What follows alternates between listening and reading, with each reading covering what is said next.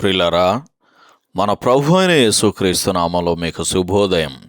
ప్రతిదినం ప్రభుతో అనుదిన ఆత్మీయ ఆహారం. ఏప్రిల్ 19 ప్రభు దినం. నేటి లేఖన పఠనం సామెతల గ్రంథం 12వ అధ్యాయము 17 నుంచి 28 వచనాలు, అలాగే 13వ అధ్యాయము 1 నుండి 6 వచనాలు. నేటి ధ్యాన లేఖనం సామెతల గ్రంథం 12వ అధ్యాయము 17-18 వచనాలు. సత్యవాద ప్రియుడు నీతిగల మాటలు పలుకును, కోటసాక్షి మోసపు మాటలు చెప్పును. కత్తిపోటు వంటి మాటలు పలుకువారు కలరు, జ్ఞానుల నాలుక ఆరోగ్యదాయకము. వ్యాఖ్యానాంశం మనుష్యుని నాలుక.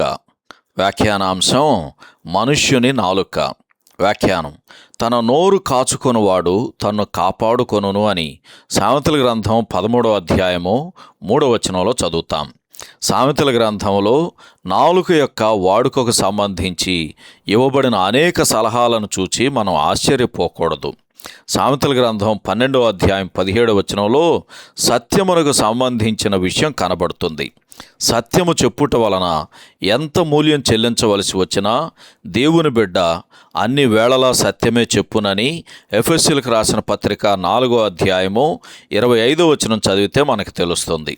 సత్యము చెప్పు పెదవులు అబద్ధమాడు పెదవులకు పూర్తిగా వ్యతిరేకమైనవి.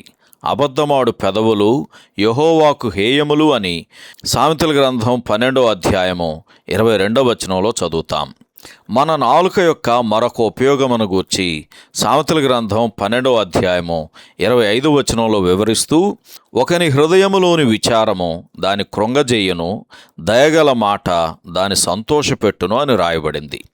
దయగల మాటకు ఉత్తమమైన అర్థం చెప్పాలంటే సువార్తలోని శుభవర్తమానమే అని చెప్పవచ్చు. దాని ద్వారా మన స్నేహితులైన వారికి జీవమార్గమును మనం చూపగలము అని 28వ వచనంలో చదువుతాం. మార్గమును చూపుట అంటే నా మాటల ద్వారా, మరి ముఖ్యంగా నా చేతల ద్వారా ప్రభు అయిన యేసు చూపించుట అని అర్థం. యోహాను సువార్త 14వ అధ్యాయము 6వ వచనం ఈ సందర్భంలో చదవండి. తన తండ్రి మాటకు విధేయత చూపిన మన ప్రభువు జ్ఞానము గల కుమారుడు అని సామెతల గ్రంథం 13వ అధ్యాయం 1వ వచనంలోను, యోహాను సువార్త 8వ అధ్యాయము 49వ వచనంలో కూడా మనం చదువుతాం. శ్రద్ధ గలవానికి సోమరివానికి మధ్య వ్యత్యాసమును గూర్చి మరొకసారి మన దృష్టికి తీసుకురాబడుచున్నది. సామెతల గ్రంథం 12వ అధ్యాయము 24వ వచనం 27 వచనాలు ఈ సందర్భంలో చదవండి. అలాగే 13వ అధ్యాయము 4వ వచనం కూడా చదవండి.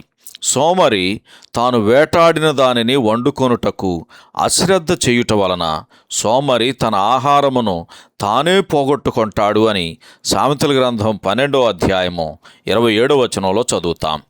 బైబిలులోని సత్యములను మనం చదివి విని దానిని కాపాడుకోవటానికి, జీర్ణించుకోవటానికి చాలా ప్రయత్నం అవసరమని జ్ఞాపకం ఉంచుకోవాలి. అంటే నోట్స్ రాసుకోవాలి, మరలా చదువుకోవాలి, వచనాలను కంటత పెట్టాలి. ఇటువంటివన్నీ ఇంకెన్నో చెయ్యాలి. అలాగైతే హెబ్రీయులకు రాసిన పత్రిక 5వ అధ్యాయం 11వ వచనంలో రాయబడినట్లు మనం వినుటకు మందులము కాకుండా ఉందుముగాక. సహోదరుడు జాన్ కోక్లన్. శుభములతో వందనాలు. ఈ సందేశాలకు సంబంధించి కానీ, బైబిల్కు సంబంధించి కానీ మీకేమైనా ప్రశ్నలు ఉంటే ఈ క్రింది నంబరుకు వాట్సాప్ ద్వారా పంపించండి. మీ ఆత్మీయ క్షేమాభివృద్ధి కోసం అనుభవజ్ఞుల ద్వారా జవాబులు అందించబడతాయి.